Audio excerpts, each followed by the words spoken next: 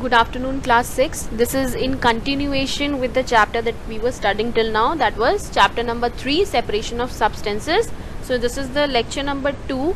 Initially we have studied about the introduction of this chapter, that what is separation and what are the various needs of separation, like why do we need to separate substances.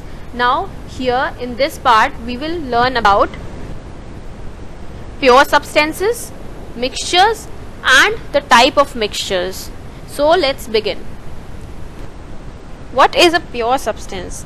Now a pure substance is a substance that is made up of only one kind of atoms or molecules. Examples are water, some elements like iron, copper, gold, silver. If we talk about gold, then the entire substance that is made up of gold will be containing gold molecules only. Then if we talk about a block of iron, then the entire block of iron will contain the molecules or atoms of iron only.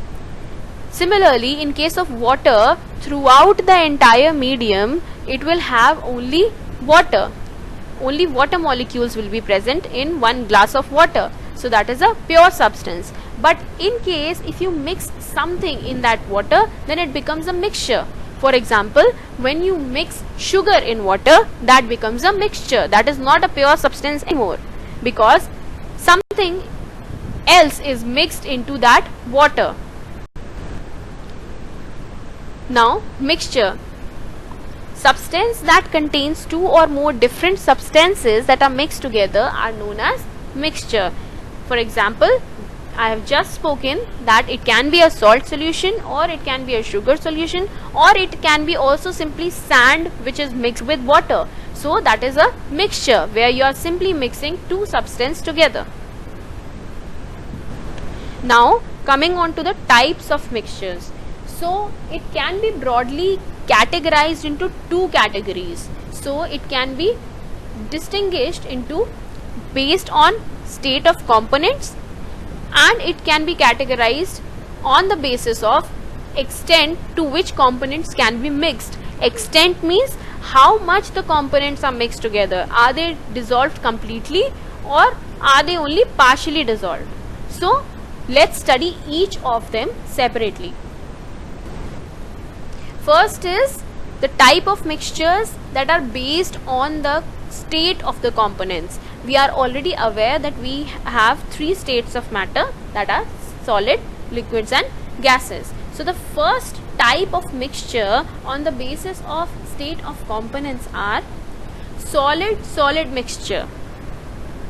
In a solid-solid mixture, we have mixture of two solid components, means one solid component is mixed with the other solid component. For example, salt and pepper. Similarly, there are other examples that we can take into consideration. For example, mixture of sand and chalk. When we mix chalk powder with sand, both of them are in the solid state. So that becomes a mixture of solid-solid components. Next example, next type of mixture is solid-liquid mixture. For example, sugar and water. Here one component is in solid state and the other component is in the liquid state. And the last type of mixture on the basis of state of components are liquid mixture, where both of them are in the liquid state. For example, milk and water, or ink and water, or lemon juice and water. So these are the examples where two liquids are mixed together.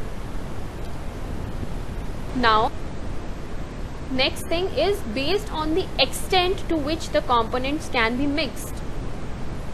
First is homogeneous and second is heterogeneous. Now we will study what homogeneous and heterogeneous mixtures are. Homogeneous mixture. So this is the type of mixture which is made up of components that are distributed uniformly throughout the medium.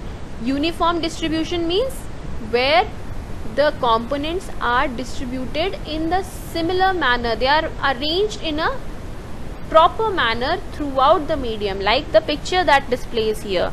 There is one molecule is of different color and the other of different color, and it is arranged properly in one manner only. So this is a homogeneous mixture, and you cannot see the components clearly by the naked eye. If you try to look at it, you will not be able to distinguish that what is dissolved in it. For example, a salt solution. When you dissolve 1 tablespoon of salt into a glass of water, then what happens? The salt dissolves and disappears completely. So just by looking at that particular glass of water, you will not be able to tell what is dissolved in that glass of water. So that is a homogeneous mixture where the components cannot be seen clearly. So you cannot judge it just by seeing it. So these kind of homogeneous mixtures are also called as solutions, because they are completely soluble. Now these are the examples of homogeneous mixture. The first example is air.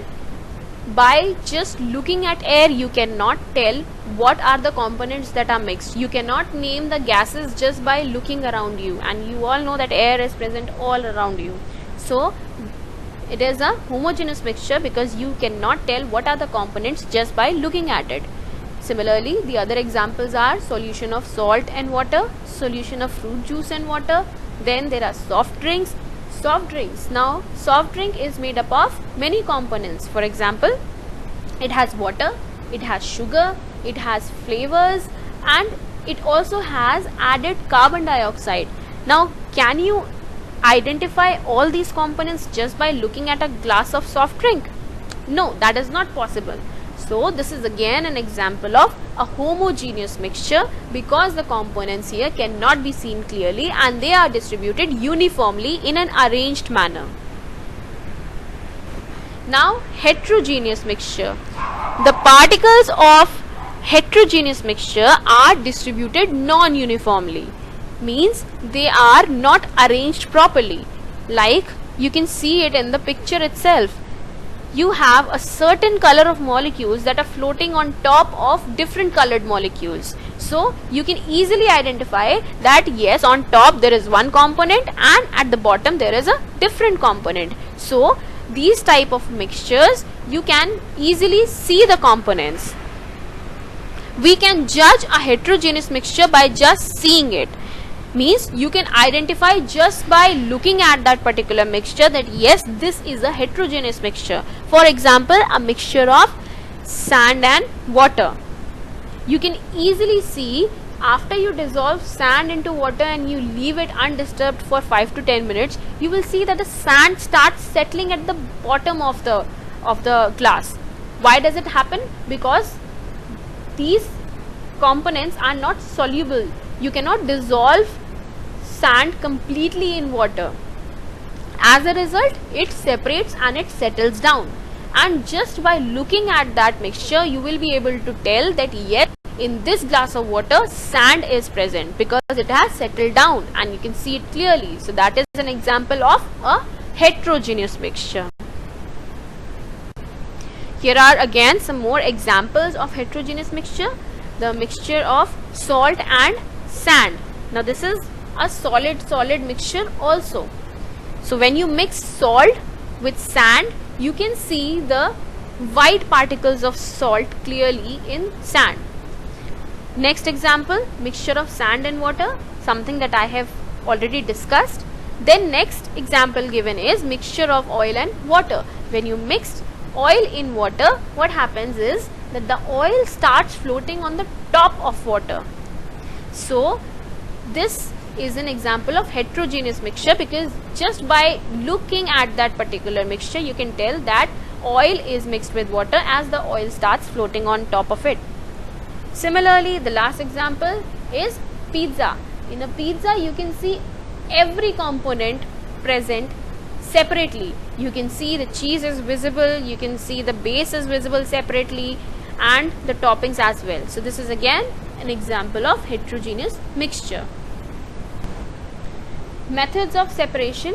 Now this is just an overview of methods of separation, because we will learn this in detail from the next class onwards. So let's just take an overview of what we are going to learn. So methods of separation can be grouped into two categories. The first category is separation of solid-solid mixture, and the next category is separation of solid-liquid mixture. When we will study about solid-solid mixture, it can be again further classified into four types: hand picking, threshing, sieving and winnowing. So these are the four types of methods that we will study when we will study the separation of solid-solid mixture. Similarly, for solid-liquid mixture separation also we will study four types of methods.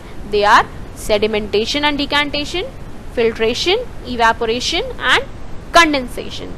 So overall 8 methods of separation is what we will learn in chapter number 3. So that's all for today. Now your next class will be on Monday, so be prepared. I'll send you the link on Sunday evening, so you can follow the link and you can join me in your next class. Have a nice day.